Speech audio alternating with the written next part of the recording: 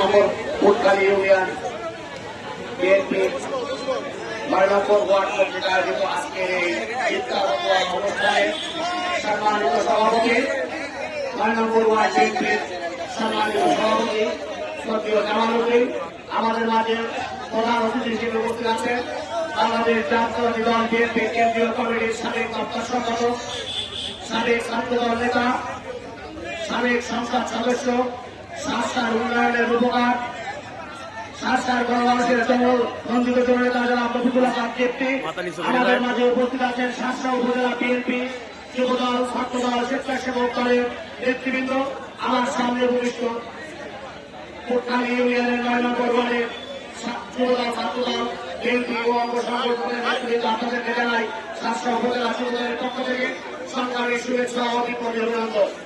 প্রিয় বন্ধুরা, আপনারা কি সবাই ভালো আছেন? আলহামদুলিল্লাহ। আরো ভালো থাকতে চান? আরো যদি ভালো থাকতে চান তাহলে এই বাংলাদেশের জাতীয় সংসদ নির্বাচনের বিকল্প কিন্তু অন্য কোনো কিছু নাই। যদি ভালো থাকতে চান, আগামী জাতীয় সংসদ নির্বাচনে বিএনপিকে ক্ষমতায় বসানোর কিন্তু অন্য কোনো বিকল্প নাই।